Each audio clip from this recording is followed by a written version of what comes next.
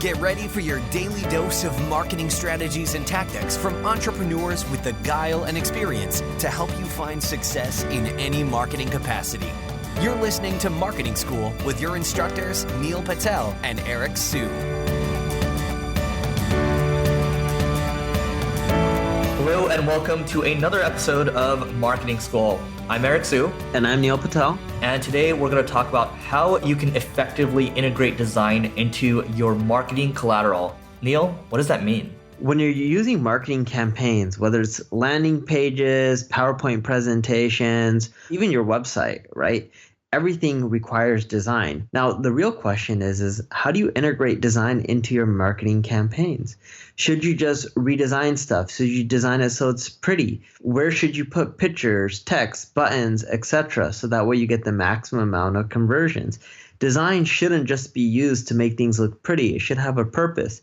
The purpose should be to help emphasize the message you're trying to make and drive sales and conversions. Cool. So the first thing you can do when it comes to putting design into it, I would recommend having a style guide. Oftentimes when you see that there's inconsistencies with a brand, whether it's inside of a PDF or on the website, it's because there's no style guide that's present. So I would recommend, I don't know if Neil, you have a post on QuickSprout, but I do recommend checking out, specific style guide examples. If you don't have one now, go to your designer, get it set up. That's the first part. You want to have consistency when it comes to your brand. Otherwise, it just falls apart. The other thing I would say is, if you're looking to get designs going in the early days, I also recommend taking a look at Dribbble. We've talked about this a couple times. So that's DRIBBBLE.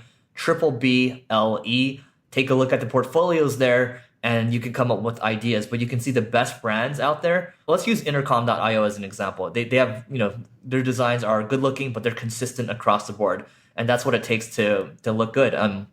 Even Google, they're pretty consistent when it comes to their designs too. So try to draw in from these other examples and then figure out how you can integrate that into your stuff. Because I can tell you, even today, in some cases, when we're doing like lead magnets, and new stuff, the design starts to, be inconsistent sometimes, and we need to rail that back in, and we need to get people to follow the style guide. Few tips. Make your designs very simplistic. Designs that are too overwhelming tend not to convert well. Second thing, make sure the text is very legible, dark in color, like black, so that way it's easy to read. Obviously, you don't want to use black text on black background, but you get the point. If people can't read the text, you're not going to get conversions. I found that text impacts conversions more than anything else, not just the font itself, but the words as well. The next thing that you want to do is make the designs flow with the message you're trying to create. For example, if you're trying to create a sales page and you make the design really blocky and you're making each section a separate part, well, a sales page typically is one long story. If you're designing each section with a different theme, then you're breaking away from the story and the flow of it as being one story versus many different stories, right? So you want to make sure the design doesn't hurt the message you're getting across. For example, if you're doing one story, you should have one theme for that page, not many different themes on that page. The other thing you want to do is use CTAs, like call to actions, throughout the design. You also want to start using testimonials and case studies, of course, throughout the designs, or it could be user reviews if you're in the consumer world. And you want to make sure, more importantly than anything else, you're answering objections.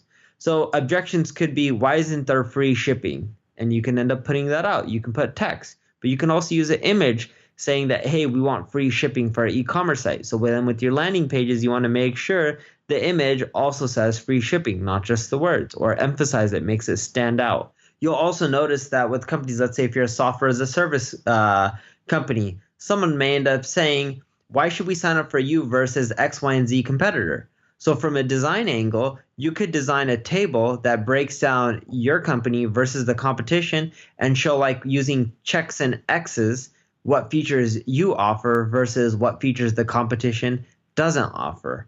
So those are all examples of how you can use design to help push out your message. And always keep this in mind. I know we talked about storytelling here as well as in past podcasts, but your landing page should be one cohesive story. If it's not, if your presentation, landing page, your site, etc. is not one cohesive story and it's multiple stories, your conversions will tank. Great. And a couple other rapid fire things from my side. When you are designing a page, for example, people still forget this, even though we're in 2017 now. Your site has to be responsive, right? We're in a mobile first world now. So, with all these new updates that Google's coming out with, you have the interstitial stuff, you have the HTTPS, and then responsive is still something that people forget about, right? So it should be mobile optimized. And you should use something to test to make sure that it works well on all different browsers, tablets, all different devices. And the things that Neil's talking about right now in terms of having a cohesive story, if you're thinking about, hey, I don't know what's a good example of that. Well, if you go to land-book.com, so that's land-book.com, you can see a lot of different examples there. You can see people upvoting, downvoting different landing pages and overall websites out there. And then if you're talking about copy, for example, you want to see copy that flows, copy that tends to convert well, that's layered on with good design. Just go to swiped, that's swiped.co, and you can get a lot of different ideas around copy. The other thing I will say is if you look at Apple, their design is always invisible, right? Great design is invisible. It shouldn't be taking your attention away, right? It should be sitting in the background. When I look at I'm just looking at my keyboard, my mouse right now, my monitor. It's beautiful, but I don't think about it all the time. And that's what good design looks like. And it should also be fast. Neil, anything else to add? Make sure the design elements you use on different device types are more relevant, right? So for example, my buddy Tim Sykes has different mobile offers for his marketing messages, and the design is different. For example, he teaches people how to trade stocks. So this is a bit aggressive, but one of his elements on his mobile site is how rich are you ready to be? And it has a little bar that's not rich, and it goes all the way up to very rich, and it has a dollar sign, which is a slider. And on a mobile phone, you put your thumb on the slider and you drag it all the way to very rich, right? And then an opt-in appears.